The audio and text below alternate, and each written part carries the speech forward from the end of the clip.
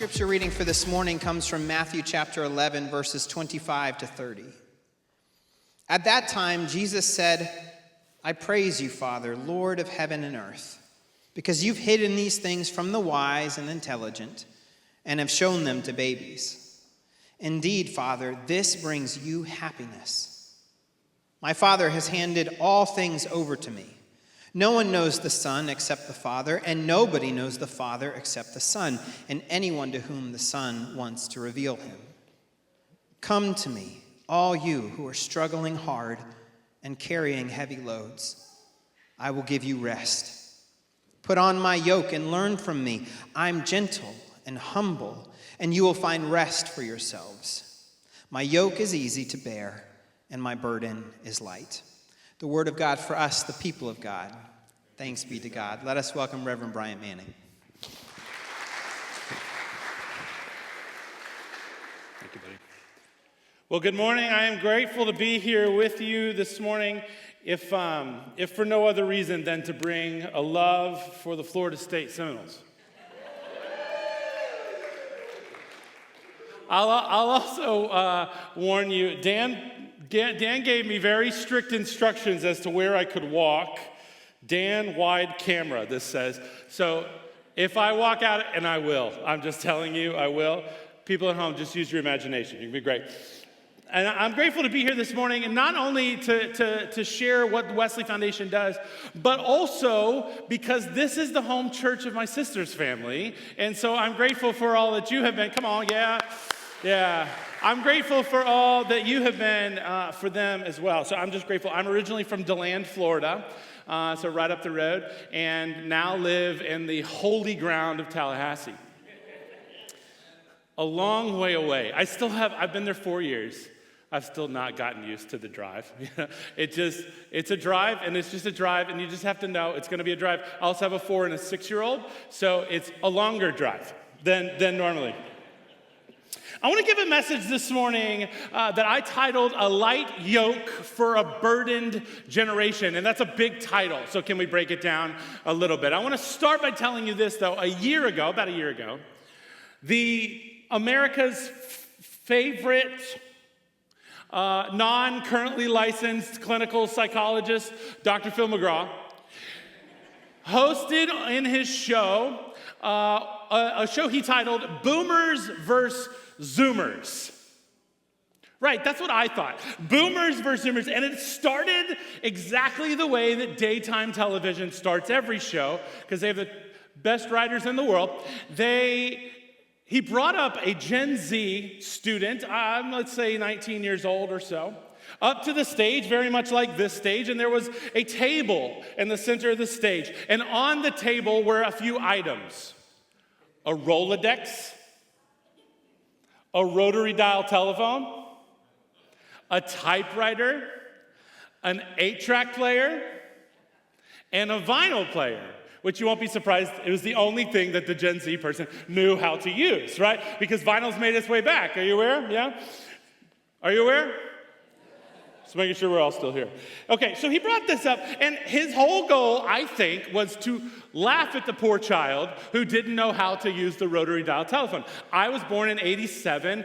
I don't know how to use a rotary dial telephone, and my poor students born 10 years after me for sure don't know either. And I think his goal was to then bring boomers and zoomers into the same conversation. And so then for the rest of the time, he spent putting them in a kind of a circle and then having this open dialogue between them. It went about as well as you think it would go.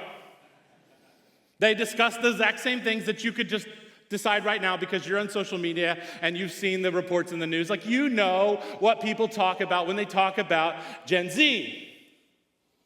So this is not hard for us to break down. A lot of times it breaks into what I would call two categories when we're critiquing the current young generation that are becoming adults. It breaks into two categories. The first one is probably silly, not that important. As an example, college students, I don't think I have a single college student who can write a check. None of them know how to write a check. And it's not because they're dumb. It's because they don't have to. When was the last time you wrote a check? You probably write far less checks today than you ever wrote 20, 30 years ago, right? Like you write far less checks. They write none, right? And so they would laugh at you in the same way because you don't know what Venmo is, right? And they use Venmo or Cash App or whatever. There's 1,000 different ones. So that's one of the things that breaks into silly things. Also, like Gen Z doesn't know how to use paper maps. That was actually discussed in Dr. Phil's show. Let me tell you just a quick aside. I was driving up to the Circle K closest to my house in Tallahassee. And I was going in to get myself an icy, because I'm an addict. And as I'm going to pay for it, I notice that there's this older gentleman there who has this kind of lost face, and he doesn't really know what he's doing, and he's trying to talk to the kid behind the counter, who was definitely a high schooler. And he was holding up a paper map. And he was showing it to the employee, and you could tell they were trying to figure out what it is. And I felt like at that time, and in that moment in time, that God had called me the millennial to step forward and draw the bridge between these two. Because as a millennial, I have seen a paper map and halfway used it. We used to print out MapQuest instructions. I've half used a paper map, and I definitely know how to use a phone.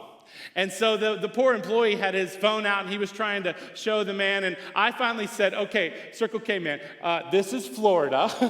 That's what this shape is. And this is I-10. It's a very boring drive, but you can get right on there and drive straight out to Pensacola. And so the man, finally, I basically told the older man, I said, hey, turn right, go down there, just stop when you get to Pensacola, That's basically what happened. That's an aside, but that's because that showed that Gen Z doesn't know how to use a lot of those things. There are more incriminating things we say about Gen Z, though, aren't there? Some of the things that I hear a lot: Gen Z is lazy. They don't want to work a full 9 to 5 hour day. You probably have said that in your head at some point. I've said it in my head as a millennial about them. Y'all just suck it up and do it, you know what I'm saying? But that's a more incriminating thing we say. We also say this about Gen Z often: they hyper-criticize everything. I mean, have you been on TikTok? Just hyper-criticize everything all the time. This is something that we say, and it's because it's partially true. I think Dr. Phil's point was to get them in a room where they would talk to each other. You know what they did? They blamed each other for certain things. Gen Z blamed the boomer generation for all the problems that Gen Z had. And the boomer generation said, do you think our grandfathers didn't pass down anything to us? Like every generation has had to deal with the problems they had. Very fascinating conversation in the end. You know what they all agreed on, though? That they were all addicted to this device. Every single one of them. In fact, one of the boomers was just going off about, how the kids just spent all their time on their phone, and then literally, the camera shoots back to him, and he had pulled his phone out. Yeah, I mean, this happens a lot. We are all addicted to this phone. And it is true that this has changed everything in our world. Can we just say that out loud? Yeah, and if you don't think it is, it's okay. The first step is denial, and you'll get over it, right? Like, this has changed everything in our life. And we should be clear that Gen Z has been affected by this. Because a lot of us grew up without this. So we remember a world in which we didn't have this. And we sometimes still forget these places because we, are not quite used to it. Gen Z never did. They always had this, or they had the bigger version they were raised on, the iPad. They always had this. And it's affected everything because of instantaneous communication, because it is now possible to interrupt somebody else's life thousands of miles away in the middle of their day. That was never possible before, but now it is, right? It's possible because it's given us instant gratification. I am an addict of YouTube. I love YouTube. I spend hours a day on YouTube, more than I should admit to you. But the recent YouTube videos in general are, 10, 15 minutes, something like that. And you might watch a major portion of it or the whole thing. Nowadays, if 30 seconds in, I'm scrolling that thing, right? Because the videos have all shortened. So that has given us that instant gratification, and they grew up with it. Simon Sinek, who's a leading leadership speaker and writer and that sort of thing, he says that Gen Z struggles with patience and coping skills because they haven't been taught patience because everything was instant gratification. They haven't learned any coping skills because it was just easier to get out some other way. He actually brings up this major point that Gen Z is often so avert to any sort of conflict or conflict management that they would rather quit their job than ask for a raise. Because asking for a raise is painful. If you've done it before, you know it's not the most fun conversation you've ever been to. And you're scared, and you're trying to back up all the work you've done, and you're trying to argue for yourself, which is very hard to do. They would rather not do that. They'd rather quit and find another job, which in this economy is not the smartest thing. The phone has also given us other things. It has given our students, particularly our college-age students, just really bad FOMO. If you don't know what FOMO is, it's the fear of missing out. And I always tell my students this story. When I was in high school, I didn't get invited to a lot of parties. But I would find out about the party, the Friday night party. I might find that out on Monday during lunch or something. Hey, this person had this party and this thing happened. And you're like, oh man, I wish I was cool enough to get invited, right? But like on Monday, some time has passed. And you get over it a little bit faster. Nowadays, they find out about that party that they didn't get invited to right now. Because of Instagram and Instagram stories and Snapchat, they all have each other's location so they can track it. It's terrible, but they all do this. It's real. So the fear of missing out has been a huge part of what has led to increased anxiety, increased rates of depression. So the thing about this generation that I've learned is that all those things that I just mentioned, the FOMO, the anxiety, the conflict avoidance, they're not really uplifting things, are they? Which is why we have the vibe in our country that we have now. They're not really uplifting things because they have been burdened with these things. And to make it worse, most of Gen Z at this point is going through that path of adulthood. That thing where you're starting with your first relationships and you're making good. This is my family. It's okay. We love them. You're making those relationships and you're making those interactions. They're starting their first job. They're learning what it means to have a boss and somebody tell you what to do and have to show up on time. That sort of thing happens. So they're going through that whole process. They also have an incredible pressure to succeed. We all have that pressure. They're not alone, but they have it, and they don't not only have it just whenever they visit mom and dad's house, they now have it in their phone every day, every hour, every minute. They are reminded over and over and over again that they are not good enough, that they are not worth it, that somebody else is better at what they're doing, and they're constantly trying to achieve the next thing. They've got this incredible pressure that's on them. They also have an incredible pressure, and I'm saying this as a college minister. They have an incredible pressure to go to college in the first place. And we should, as a society, have a real conversation about whether everybody needs to go or not. And that's not something we've had in this country very much. But there's a lot of people, I could tell you their names. I won't, but I could tell you their names. I don't think they should be in college. I think it's a waste of money. I think it's a waste of time. They should be learning a discernible skill that they could put to use somewhere else. But they have pressure. Why? Mom and dad went to college. Mom and dad saved for college. So there's this pressure for them to do well, even though when it really just wasn't their call in the first place. They also feel incredible financial burdens. I don't know if you've been paying attention to our economy, but it's pretty expensive to buy things nowadays. And college is crazy expensive. I mean, I call it the amenities war. The amenities war between the universities. This university has this, and this university has this. I have students who live across the street from the Wesley Foundation, who live in these gorgeous rooms that I wish I lived in. And downstairs, there's a Starbucks they can order on their phone. In fact, they have to order on their phone. And then they can go pick it up before they walk to school, spending $6 more than they would have, right? That all costs money. A lot of them take out loans. A lot of them have this incredible financial burden. And here's what I found, because I am a frequenter of TikTok, and I do spend time on Instagram, Facebook. I see a lot of criticism of the current generation. A lot. And most of it's pretty judgmental.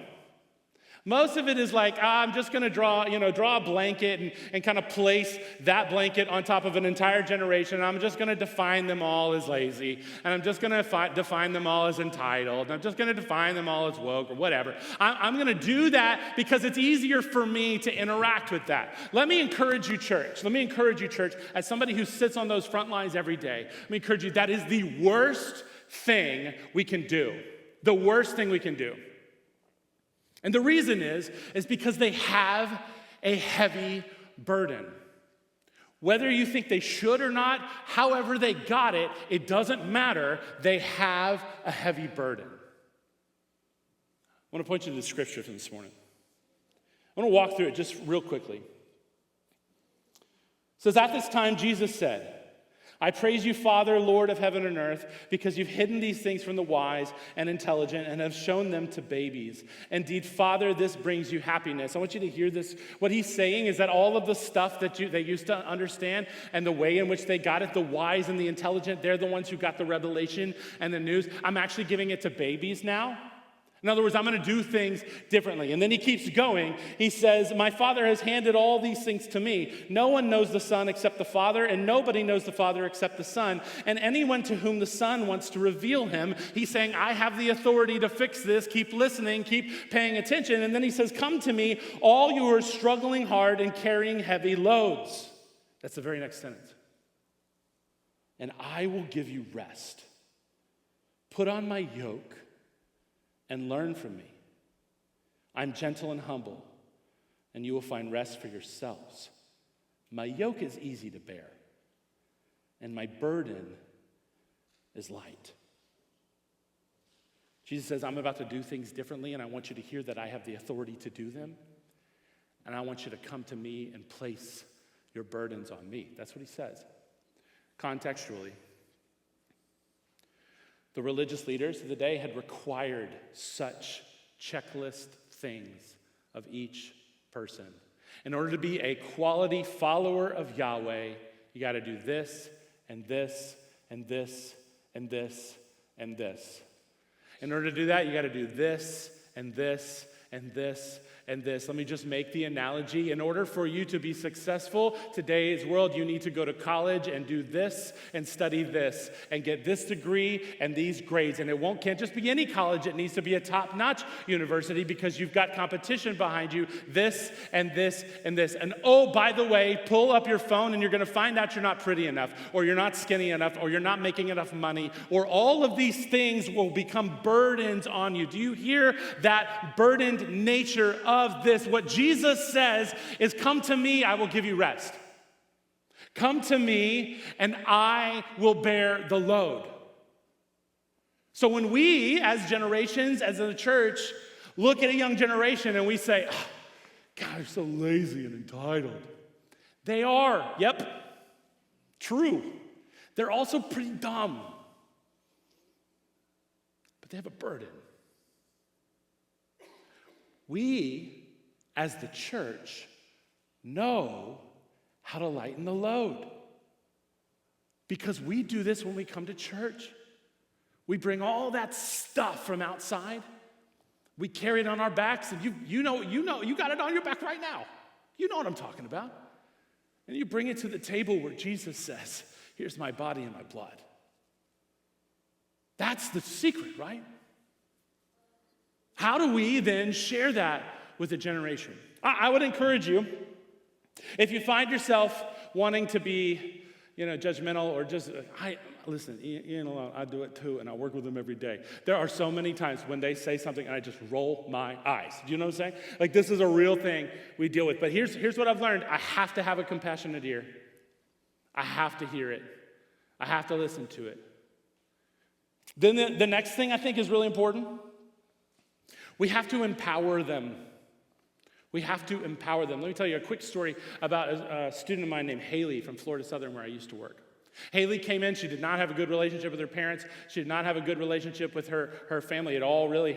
She didn't have a home church, but she came into the campus ministry, and she was one of those people who's like, yeah, just put me to work. Let me just try something. And we had this burden of having to set up and tear down all of the sound and tech equipment at our church every single week. And so I needed a team that could do that. And so I put out an open call, and Haley shows up, and she didn't know anything about anything. She didn't know the difference between a guitar cable and a mic cable. She didn't know the difference between a light or an LED light and whatever. It's like she didn't know any of that.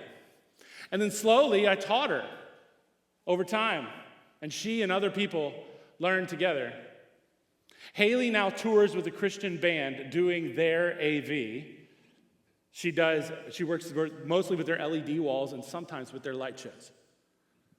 She learned that in the campus ministry. That's a way in which you can empower them. There's other things. They need to learn financial literacy. They need to be empowered to be honest about their mental health, because there's a mental health crisis in this generation. I can't tell you how many pastoral meetings I have with a student where I'm sitting at that Starbucks you have to order on your phone. Guilty. And I realized quickly that conversation is above my head. I can do the spiritual stuff, but there's something mentally going on there that they need professional help with. And fortunately, universities are investing in this, and so I take them over to the counseling center. It's an amazing, I really consider it a ministry, but I take them over there. I can't tell you how many times I do that, but we have to have them to be honest about their mental health. That's an empowering thing.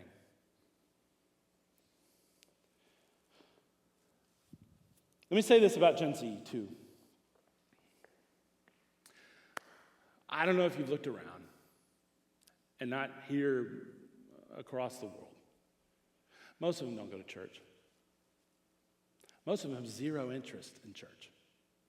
So much so that I just feel like I just plant seeds. At Florida State University, there's 45,000 students.